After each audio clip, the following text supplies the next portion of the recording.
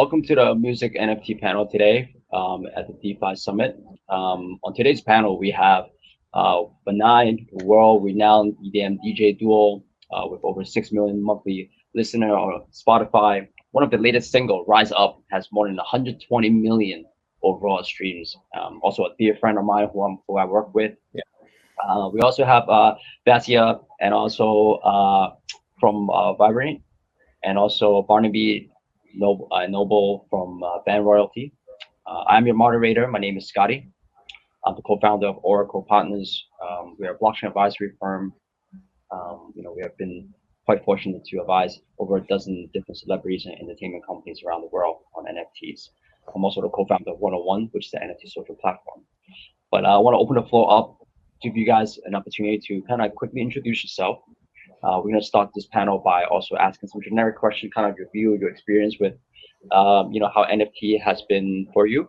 And before we dive in a little bit more details, and I'd love to hear more about your experience and your vision and how we can move the NFT industry forward. And that is the goal of the panel. So first, Vinai, would you, just introduce yourself a little bit, let us know who you are. I know you very well, but Yeah. All right, my name is Alex, and my name is Andrea. Yeah, we're brothers, and we've been in the music industry for almost 10 years now, and we actually enter into the crypto world almost 4.5 years ago, right before the first huge Bitcoin rise, and after that, it's been a love and hate relationship. and now NFT arrived. And I think we discovered them not too late. Yeah, not too late, because we're still in a very early stage. But I would say 4 months ago. And as soon as we realized the potential of them, we say, we have to do something with NFT, because they have so much power, and it's a super interesting project. But still, we're in a very early stage, and I think it's really important to not make mistakes and use all the benefits that this technology can provide to the music industry, which is already a very messy world.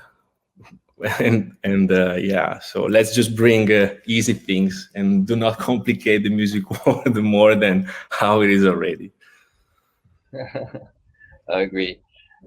Barnaby and Noble from Band Royalty, would you mind just giving a little bit of an introduction of what you guys do and how you guys come to learn about NFTs? Cool. Well, great. Thanks very much for having us here, everyone. And so my background is I'm a technologist over the last 25 years. So I don't come from the music field. I come from the tech field as an entrepreneur since the mid-90s. And I pivoted and moved into blockchain.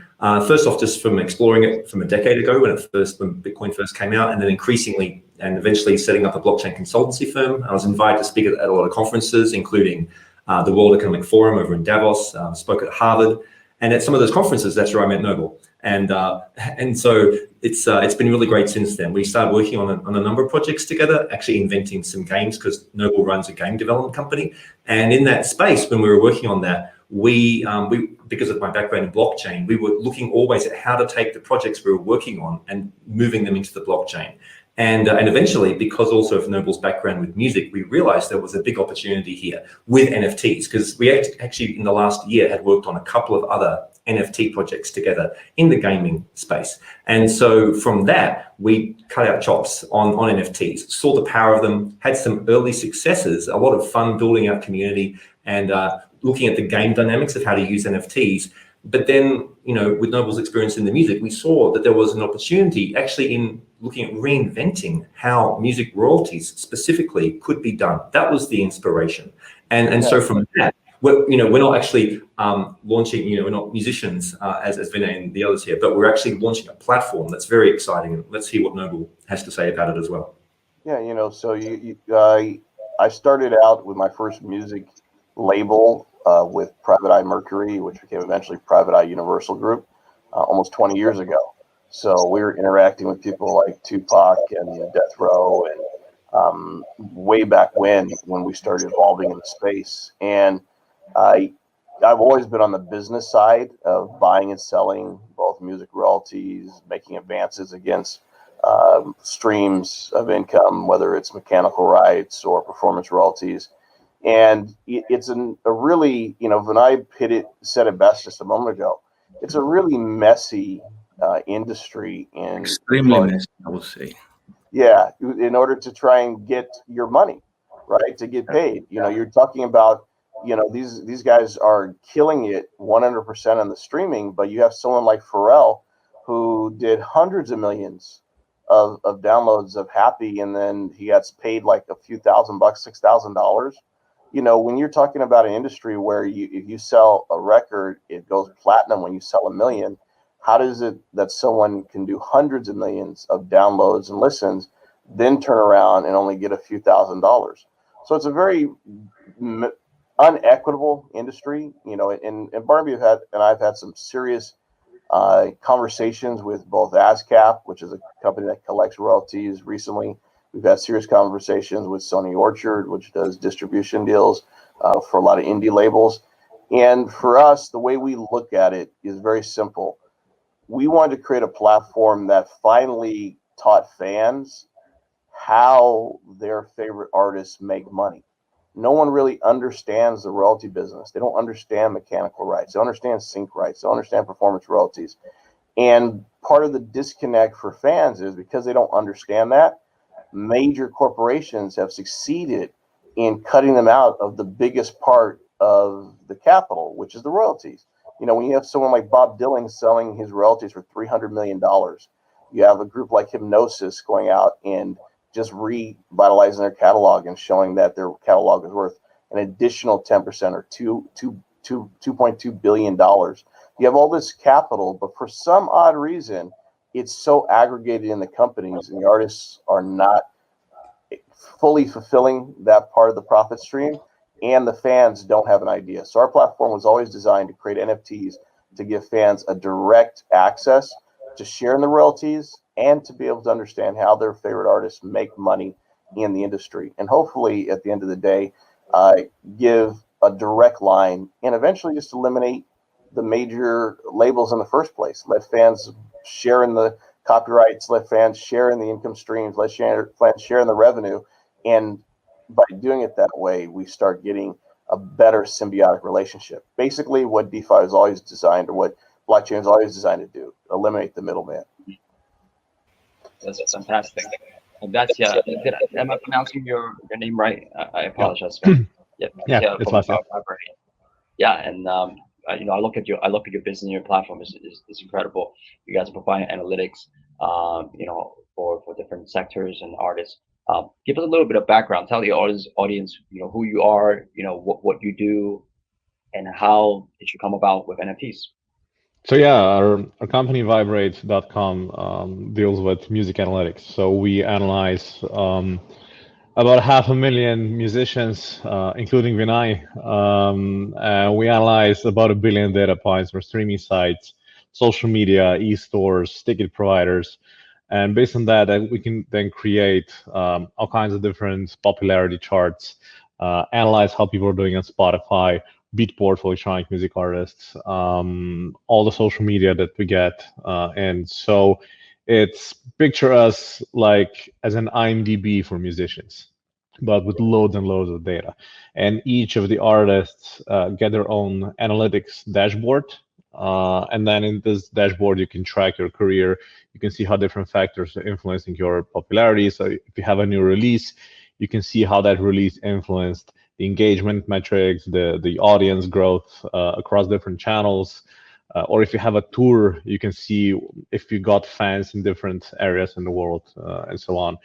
And my background is actually in music management. So I've been managing one of the best techno DJs in the world, Umek, for the past 12 years. And he's also one of the co-founders of Viberate. And he was actually the reason why we started the company, because we were just throwing money like crazy into his profile and advertising without even knowing how this shows in his popularity, and that's why we created Viberate. And during our time, we successfully launched our own token, VIB, which is listed on Binance, Bittrex, OKX, Uniswap.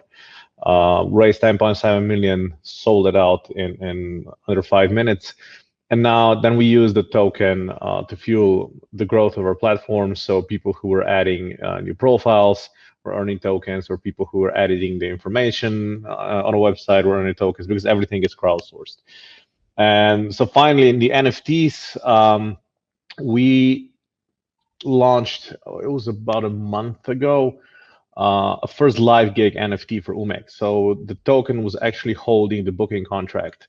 So whoever bought the token now has the right to have Umex come to his place and play a set, whether it's a festival or a private party, whatever it is. But we use the NFT because we wanted to do a live performance, wanted to transfer it into a tradable commodity. So now you can hold the token and cash it in, have him play at your event, or you can hold it for 2 years, maybe sell it to Ultra for 10x the price when events get back after the pandemic. And the token actually got already sold once for a higher price. So now we're waiting who's going to be the one who's going to prove that they hold the token and they want the event to happen. Great. So, one of the fascinating things that, I have been, experiencing NFTs, I am the least entertainment person here, you guys are all expert in your respective fields. I came from a finance background, and I, look at NFTs starting 2020, so a year ago.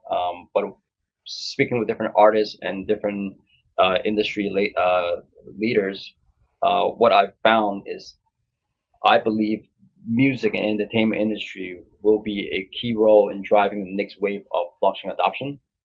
We have seen a lot of adoption and attention into cryptocurrency, trading tokens, and things like that. But I think from a technology adoption perspective, what's fascinating is in the entertainment world and in the artist world, they're very, very interested to learn about blockchain and how to incorporate blockchain into the business model to really enhance and change the existing way of doing things.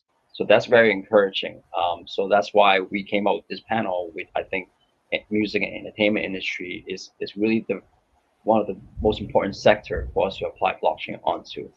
I'm very happy to hear what you guys share in terms of your vision and how you guys came about NFTs. I do want to know more about, I think the audience also want to know more about how you guys go about executing. The vision is great, but there's a lot of bottlenecks, right?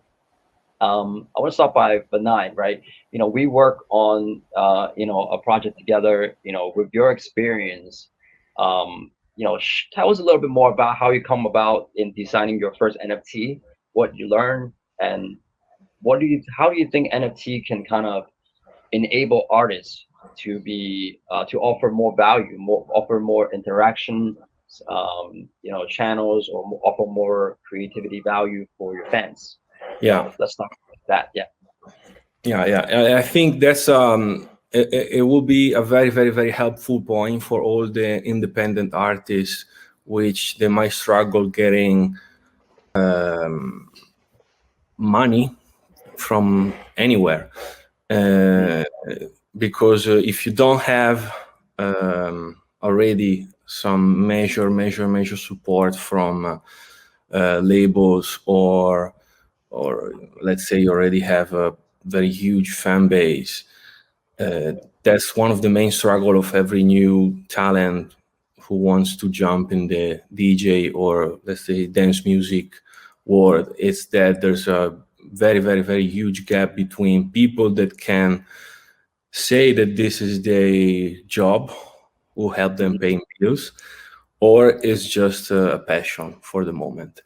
And NFT, they might be one of the point that if done right, they can really help those guys to do the next step into gaining attention from labels and support in terms of pure money, and strategically growing their profile 360 degrees everywhere, because when an artist is already established, I'm just gonna give you a straight point. If, let's say, someone quite big in the industry has not too crazy contract with the big label, but a nice contract with the label. If in the contract there's a part of the contract that say that artist is related to the label in every phono, mechanic, or creative content that the artist create, or with the artist name on it, or whatever, that still has to pass through the label. So in this case, the artist will have the same issue that we talked about before about Pharrell earning 6K from I don't know how many millions of downloads. Yeah, so that will be the same situation. But if an artist is, let's say, free, then everything goes to him. And yeah, so I think it will just work the best for independent artists, or artists that they have their own, structure, compared to artists that they already established, or they have a crazy contract. Maybe someone of you. There's one part in the book of the management of Michael Jackson, and in that book they show the contract that Michael had with the label, and you have no idea how many restrictions that contract had, and basically everything has to pass through the measure. So yeah, they might be. Yeah, when everything has to pass through measure, I mean, you just have to, it's the same story. So you can call it NFT, you can call it, yeah, it's always the same story. But again, if someone is free, and let's pick, for example, the example of Blau. He was very successful, and I think we can consider him a very, very, very good example for all the newcomer people that want to jump into the NFT world. As far as I know, he's independent, so everything goes to him. In one click, he can collect every income that he made of his creation, and that's probably that's just the best thing that anybody can aim before releasing an NFT. Yeah. Absolutely. And you also have the control about everything. So you can choose the promotion, you can choose the creative content, you can choose the title, you can choose the font, you can choose just everything. Exactly. Which is something that you have to think about when you have a deal with the devil, Yeah, it's very important. It's very important to make sure we have a good product, right? I think. Oh yeah, product is essential, because you cannot sell fried air. You have to sell something. You have to sell something that people, as we spoke with Scottie a few weeks ago, we're now realizing that people, they might be interested into having not just something that they can show with the screenshot on their phone or on their laptop, but something that they can touch with their hands, and they can maybe use every day. So yeah, that might be the next step. Yeah. Well, actually, I don't know if you guys saw it. I think it was a news that went viral, but an house has been sold via NFT in Ukraine, I think, a week ago. And this is just crazy. So yeah, it's a world of unlimited ideas, unlimited possibilities, and the creative aspect will probably always win, I would say. Exactly. I think so. I've talked to a dozen artists, and at the beginning, I think a lot of people are thinking NFT, considering NFT as a product. And the way I explained to them is NFT is really just the packaging layer that wraps around the product. You can't expect to tokenize an NFT anything to sell. You have to make sure what kind of value you're offering. And you guys really understand that NFT is a technology advancement, right? You guys are thinking about how to use that from like what you mentioned, the royalty perspectives, from a fans engagement perspective. How do you connect with the real world? Maybe a backstage pass, maybe different ideas you guys are thinking about. So I really respect that. So on that note, I do wanted to ask Barnaby and Noble, There's I'm really one last thing that I would like to say, just very Sure. short thing about the music related NFTs, is that well, one day we might also have to think about how labels can use the NFT portals or websites or whatever you want to call it to reach the people. And when I mean reach the people, I mean get the music on the phone of the people in their headphones. So that's something that we still have to fix, I would say, because as music NFT are set up right now, I don't think they're still ready to be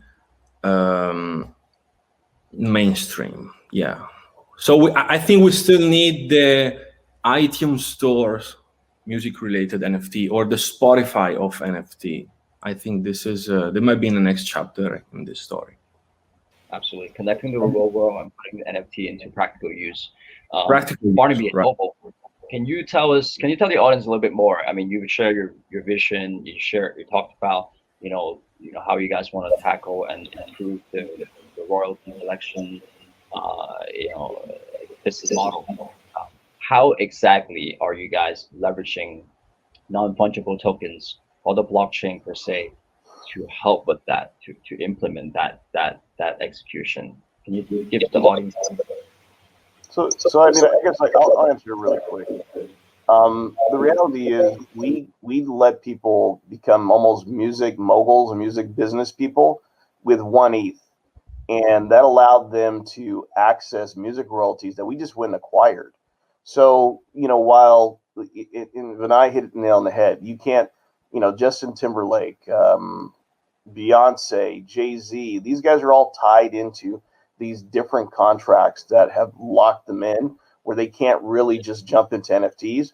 But the funny thing is music royalties are sold almost like baseball cards. You can pick them up at any given time from different people. And so you can get writers' rights, you can get publisher rights, you can get all these different rights that these artists are attached to. So when we debuted, we debuted barely a month and a half ago. We've already sold out over $1 million in NFTs. Our top 3 sold, which were unique because we attached them to art as well. So we attached them to unique art. Plus, we gave people the opportunity in the future to stake those NFTs against royalty streams. And we sold our top one for $100,000 and the next 2 for another $100,000. So we sold over 200,000 just with 3 NFTs for our top level unique NFTs. And then we sold several hundred more of our other NFTs because we had 8 rarity levels. And what that did was it proved that the fans really wanted to access these royalties, but more importantly, that the fans didn't really understand that you can go out and acquire music royalties, that you can buy mechanical rights, you can buy streams of life of rights or 10 years or any of these things that have been happening behind the scenes in the music business world for years. So we already own a performance rights catalog where we have songs from will.i.am, we've got songs from Timbaland, we got songs from Justin Timberlake's 2020 Experience album, because the writers on that, they get tired of getting paid peanuts over the course of years, where they would rather just take as much as they can in a lump sum up front. And so we've got all these famous artists singing different songs that are already in the beginning part of our catalogs, and we're adding more and we're accumulating more. So it's a unique part of the business that people didn't understand. And when we sat down and designed this, the goal was to be able to make this available to anyone. So when we designed that our NFTs were 1 ETH, it was like $1,500 for Ethereum at the time. During our explosion in growth, Ethereum went up to 4,000 and it's kind of settled down around the $2,500 mark. But there's nowhere else you can go to be in the music business and understand how you can acquire royalties for $2,500 and now have access to being in the business side of the music royalty business.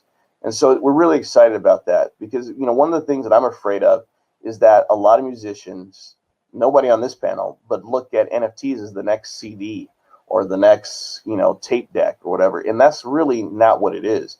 It's a technology, like you brought up, Scottie, that is a layer that allows us to prove chain of custody and to bring people into the club to show that these people are our tribe.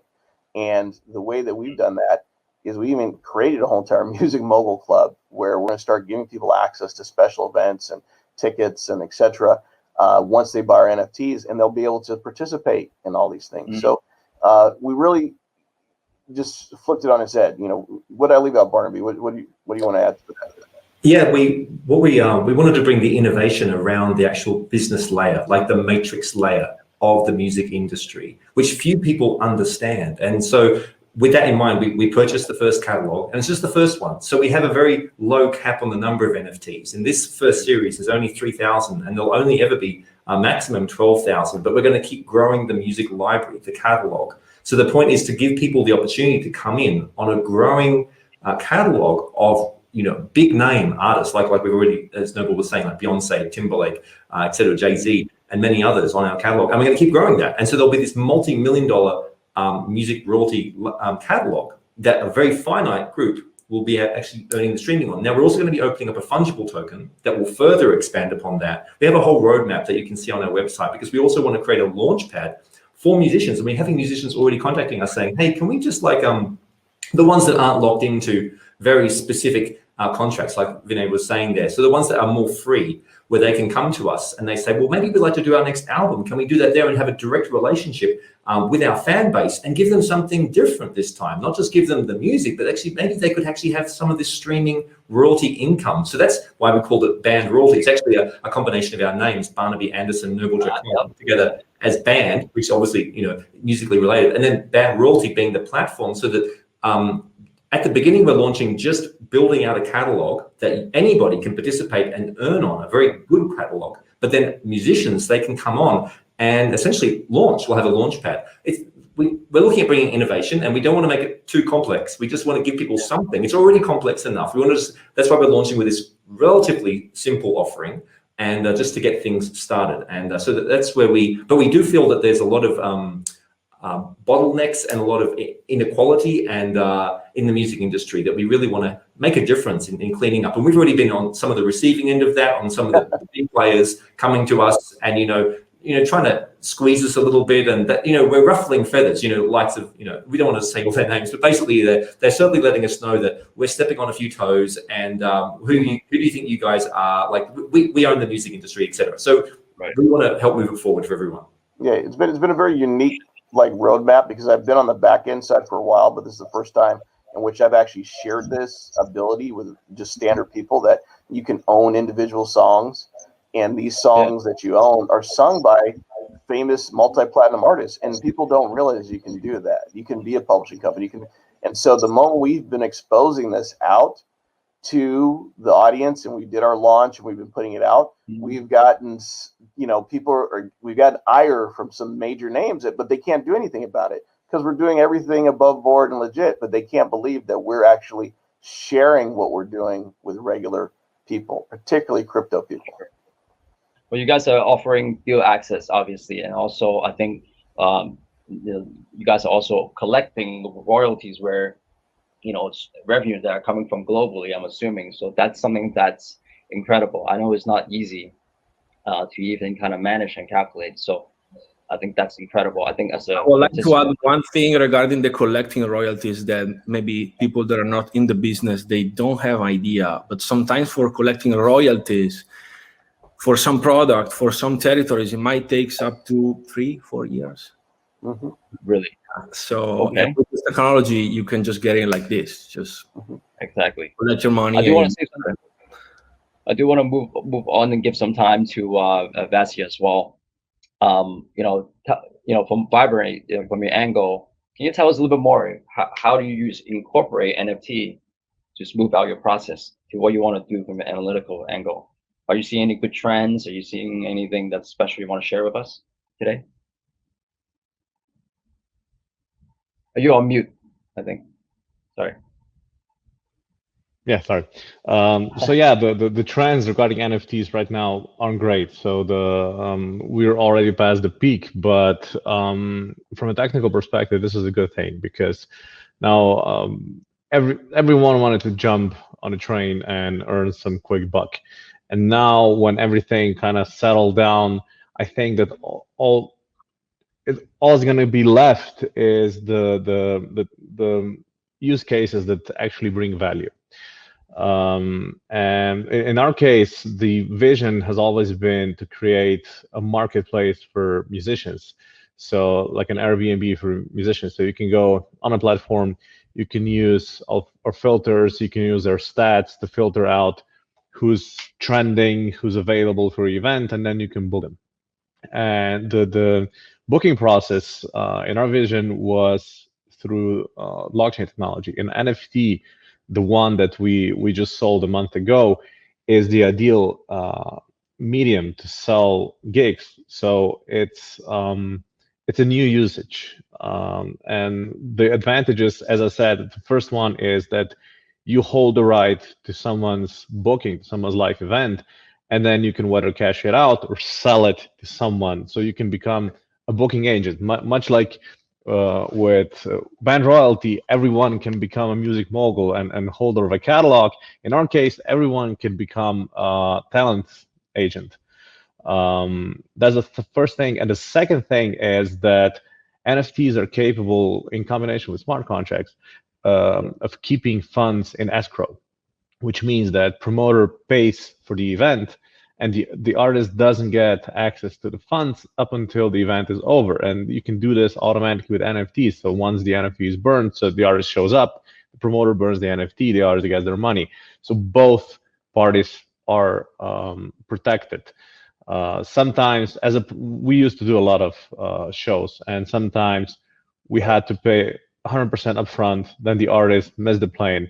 Sometimes they got drunk on the event the day before, and they didn't refund the money. They just gave us a backup date, which means that we had to reinvest into promotion, and vice versa. So sometimes artists, if they're not famous artists, they're not gonna get paid up front, so they're gonna get paid after the event is over. And sometimes promoters not gonna pay it. They'll say, "Oh, ticket sales were slow, people weren't drinking. How about a 30% discount?" Which isn't fair. But if you have those funds locked in a smart contract, then it's really easy. So they just get released. But yeah, right now we have a call open at nft.viberate.com where you can sign up as an artist for the drop, so we can sell your gigs through our technology. Fantastic. Well, thank you. We have 3 minutes left or 2 minutes left. I do want to just ask one last question. In your respective field, what kind of partners are you guys looking for, or what kind of people are you looking for to kind of enhance your business partners, or even people that want to be participating? You mentioned royalties, of course, people investing. Vinai, you probably want to engage with fans, and Vasja, you probably wanted to provide more analytics for different artists and leaders. Aside from the obvious, who, from a vertical or horizontal level, are there any people that you want to be connected with during this conference you think is worth partnering and have synergy on? Well, actually, everyone on this panel is interesting. Exactly. I was going to say, I want to talk to Viberate immediately, because we want to add that component as to give people for our music moguls on our side. I just added you a LinkedIn, by the way, so we're already connected. I just want to facilitate that, you guys. Yeah, exactly. Everybody on this panel. Yeah. But the thing is, we want to create an experience for our NFT holders. We set out, it's only going to be 12,000 core NFT holders by the end of this. This first 3,000, we really want to give them that kind of founder's experience that they deserve for being a part of what we decided to do. And that means that we want to be able to get access to concerts, we want to get access to tickets, we want to be able to send people. There's a lot of people in the music industry that we want them to share and enhance our audience as much as we can, particularly when we release the token side of it.